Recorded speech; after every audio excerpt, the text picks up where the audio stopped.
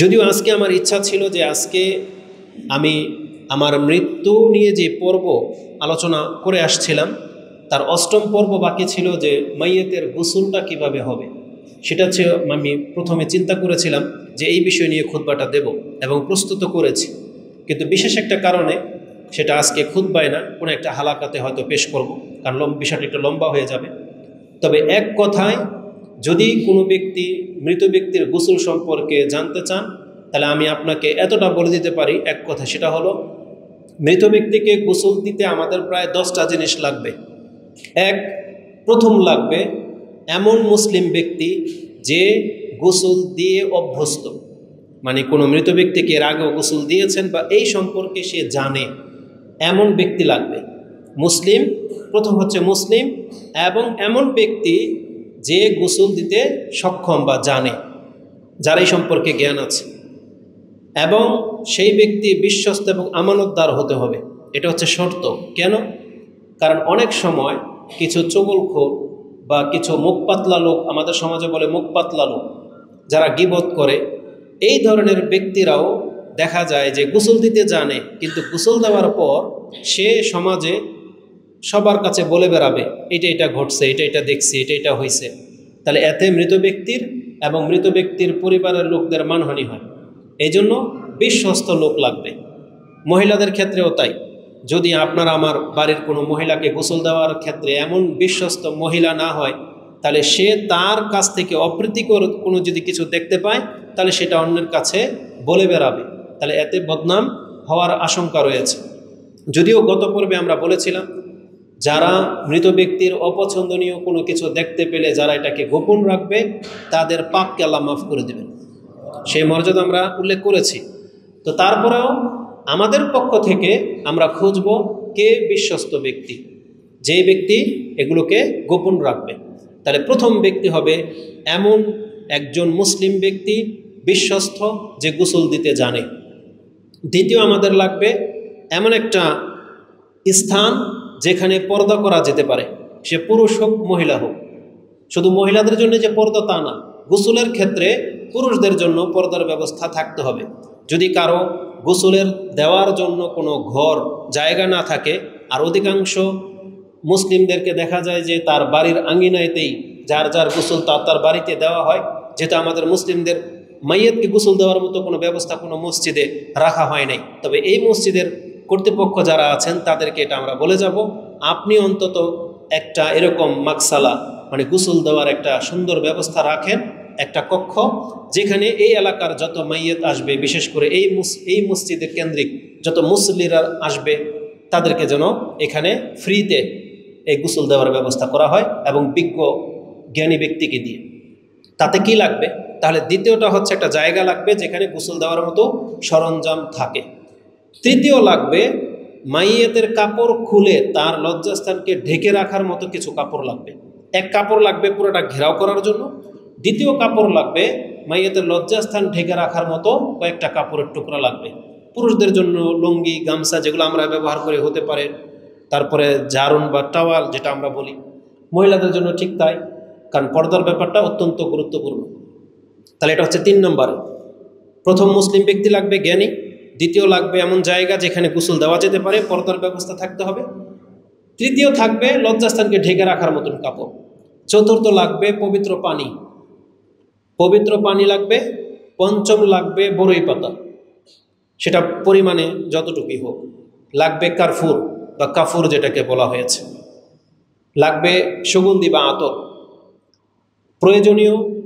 প্রয়োজনের জন্য হাত গ্লাভস, হাতের মোজা, অথবা এমন কাপড় যেটা হাতে পেঁচিয়ে ময়লা পরিষ্কার করা যেতে পারে, এরকম কাপড় বা হাত গ্লাভস লাগবে।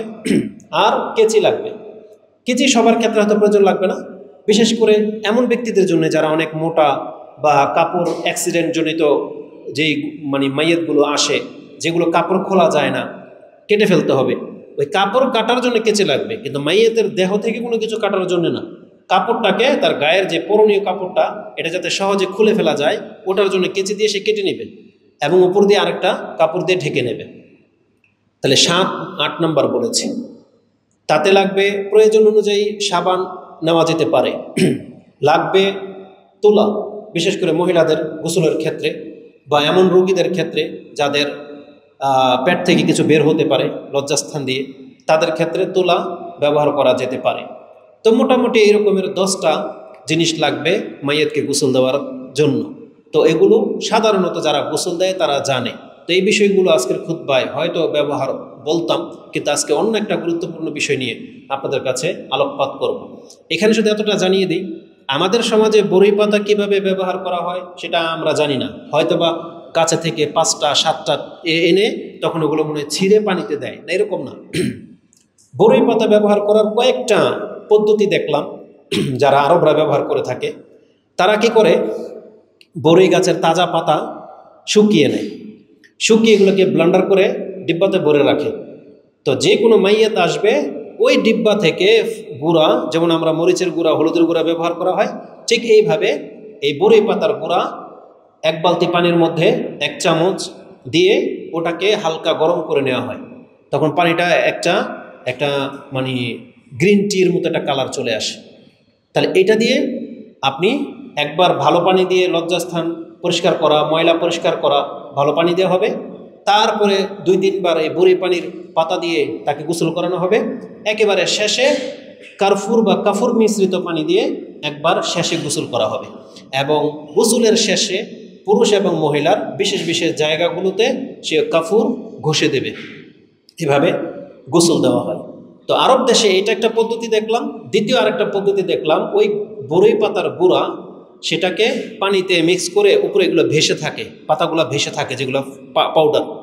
তো ওটা নিয়ে বিশেষ করে চেহারাতে, হাতে, বিভিন্ন জায়গাগুলোতে বা হাতের নিচে যেখানে ঘামের গন্ধ আসে সাধারণত, ওখানে ভালো করে ঘষে পরিষ্কার করা হয়। যেভাবে বিয়ে শাদীর মধ্যে হলুদ মাখানো হয়, ঠিক দেখলাম বড়ই পাতা দিয়ে ওইভাবে মানে মুছে নিচ্ছে, মানে পরিষ্কার করে নিচ্ছে। তো অত পরিমাণ বড়ই পাতা যদি না পাওয়া যায় তাহলে তুলনামূলক কিছুটা হলেই হবে।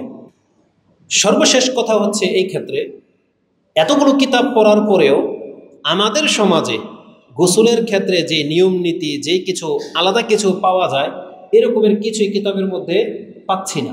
হাদিসের কিতাবেও নয়, ফিকহের কিতাবেও নয়।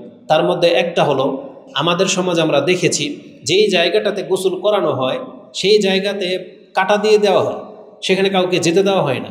তা আমি খুঁজলাম যে এটা রহস্যটা কি, কারণটা কি, কেউ কিছু বলতে পারে না। এটা হলো আমাদের সমাজের মুরব্বীদের কাছ থেকে ভেসে আসা আমল, যেগুলোর কোনো দলিল নাই, কোনো ভিত্তি নাই। কেন তারা এটা করে এই মুরব্বীও বলতে পারবে না। যে যেখানে গোসল করানো হলো সেখানে কাঁটা দিয়ে ঘেরাও দেওয়া কেন হয়, সেখানে কাউকে যেতে কেন দেওয়া হয় না, এটা আদৌ কোনো দলিল আছে বলে আমার জানা নেই। যদি আপনাদের মুরব্বীদের কাছে কোনো ইতিহাস থেকে থাকে তাহলে এটা আপনারা জানার চেষ্টা করবেন। জেনে নেন কোরআন হাদিসের কোনো ভিত্তি নেই যে যেখানে মাইয়াতকে গোসল করানো হয়েছে সেখানে কেউ যেতে পারবে না। এটার কোনো মুসলিম ইসলামের সাথে কোনো সম্পর্ক নাই। এটা হিন্দুদের থেকে বা অন্য কোথাও থেকে আসতে পারে। এক কথায় আমাদের কাছে আমরা কোরআন হাদিসের কোনো দলিল পাচ্ছি না। এছাড়াও যদি এই মৃত ব্যক্তির গোসল কেন্দ্রিক আরও কিছু আপনাদের সমাজে থেকে থাকে, এগুলোকে অ্যাভয়েড করার চেষ্টা করবেন। যেগুলো কোরআন হাদিসে নাই ওই এক্সট্রা আমল করার দরকার নেই। যেমন মাইয়াতকে গোসল দেওয়ার সময় যদি এমন কেউ করে থাকে, নখ ফেলে মুখ ছোট করে দেয় বা লজ্জাস্থানের লোম যদি পরিষ্কার করে দেয়, আবার ওগুলো নাকি কাফনের সাথে কবরও দিয়ে দেয়, এরকম যদি কিছু করে থাকে এগুলো সম্পূর্ণ নিষিদ্ধ কাজ, এগুলো করা যাবে না। প্রথম কথা হচ্ছে, গোসল করার সময় মাইয়াতের গায়ে যেগুলো আছে, লজ্জাস্থানের লোম বলেন, হাতের নিচের লোম বলেন, নখ, মোচ, এগুলো পরিষ্কার করে দেওয়া এটা আমাদের দায়িত্ব না। যারা গোসল দেবে এটা তাদের দায়িত্ব না, এটা আপনার আমার দায়িত্ব। মরার আগে আপনি নিজেকে প্রস্তুত রাখেন। এই জন্য রাসূল সাল্লাল্লাহু আলাইহি ওয়াসাল্লাম বলেছেন 40 দিনের বেশি দেরি করতে পারবেন না। আপনার অপ্রয়োজনীয় অপরিষ্কারিত যে জিনিসগুলো আছে সেগুলো প্রত্যেক সপ্তাহে আপনি নিজেই পরিষ্কার করে রাখবেন। মোজগুলো একটু ছেটে রাখবেন। আমরা তো প্রত্যেক সপ্তাহে মোজ কাটি, নখ কাটি, তাই না? কেন? কারণ ওখানে একটা গুরুত্বপূর্ণ বিষয় পেলাম যে আলী রাদিয়াল্লাহু তাআলা তিনি বলতেছেন যে আমি রাসূলুল্লাহ সাল্লাল্লাহু আলাইহি ওয়াসাল্লামকে আমরা যারা গোসল দিয়েছি, গোসল দিতে গিয়ে যা খোঁজা হয়, যেগুলো ময়লা জনিত কিছু, সুবহানাল্লাহ, রাসূল সাল্লাম থেকে এমন কোনো কিছু নজরে আসে না। তার মানে অপ্রীতিকর কোনো কিছু, অপরিষ্কারজনিত কোনো কিছু রাসূলুল্লাহ সাল্লাল্লাহু আলাইহি ওয়াসাল্লামের কাছ থেকে আমরা দেখতে পাইনি। তখন আলী রাদিয়াল্লাহু তাআলা তিনি বলতেছেন যে আমার পিতা কুরবান হোক আপনার জন্য, আপনি জীবিত যেমন ছিলেন তাইয়েব, মৃত্যুটা হয়েছে আপনার তাইয়েব, উত্তম অবস্থা। তার মানে রাসূল সাল্লাল্লাহু আলাইহি ওয়াসাল্লামের জীবনটাই এমন। তার জীবনের মধ্যে তিনি শুধু আমাদেরকে শিক্ষাও দেন না, তিনি আমলও করতেন প্র্যাকটিক্যাল, যাতে করে রাসূল সাল্লাল্লাহু আলাইহি ওয়াসাল্লামের ওই সময় এমন অপ্রীতিকর, তার মোষ ছোটও বড়ও ছিল না, তার নখও বড় ছিল না যে কেটে দিতে হবে, হাতের নিচের লোমও ছিল না যে ফেলে দিতে হবে। তার মানে নিজে থেকে আমাদেরকে প্রস্তুত থাকতে হবে প্রতিনিয়ত, যাতে করে আমাদের মৃত্যু যে কোনো সময় আসতে পারে, এই সপ্তাহের মধ্যে মরতে পারি। তাহলে প্রত্যেক সপ্তাহে যদি আমরা নিজেরটা নিজে পরিষ্কার করে নেই, তাহলে যারা গোসল দেবে তারা এই জায়গাগুলো তারা হাত দেওয়ার প্রয়োজন হবে না। আর নাভির নিচের চুল, লজ্জাস্থানের চুল পরিষ্কার করা জায়েজই নেই, কারণ লজ্জাস্থান দেখাই হারাম, খোলাই হারাম। মৃত ব্যক্তি হোক আর জীবিত ব্যক্তি হোক, লজ্জাস্থানের উপরে কাপড় থাকবে। শুধু প্রয়োজনে ওই যে পেটের মধ্যে যে হালকা চাপ দেওয়া হয়, যদি প্রস্রাব পায়খানা কোনো কিছু বের হয়, সে কাপড়ের নিচে দিয়ে হাত দিয়ে পরিষ্কার করবে, কিন্তু তার লজ্জাস্থান খোলা যাবে না। তাহলে যেই জিনিস খোলাই যায় না, ওটা আপনি পরিষ্কার কিভাবে করবেন? এই জন্য এই বাড়াবাড়িতে যাবেন না, সেটা পুরুষ হোক আর মহিলা হোক, এটা জায়েজই নেই লজ্জাস্থান খোলা। আর আপনি চাইলে মুখ যদি বড় হয়ে থাকে, আপনার খারাপ লাগলে আপনি ছেলে বাড়ির যারা আছে তারা কেটে দেবে, সেটা জীবদ্দশায় কেটে দেওয়া উচিত। মরে গেলে চাইলে আপনি করতে পারেন, কিন্তু এটা বাধ্যতামূলক না, কারণ তার আমল বন্ধ হয়ে গেছে, এখন তার কর্ম সে নিয়ে চলে গেছে, আপনার আমার উপর দায়িত্ব বর্তায় নেই। তো এগুলো থাকতো আজকে মানে মৃত ব্যক্তির গোসল সংক্রান্ত কথা। তো আমি আর ওদিকে লম্বা করতেছি না। আজকে যে বিষয়টা নিয়ে আমি আপনাদের কাছে উপস্থিত হয়েছি সেটা হলো রাসূলুল্লাহ সাল্লাল্লাহু আলাইহি ওয়াসাল্লাম থেকে যত রকমের দোয়া রয়েছে, তার মধ্যে সব থেকে বেশি তিনি যেই দোয়াগুলো করতেন তার একটা হলো আল্লাহর কাছে নিরাপত্তা কামনা করা।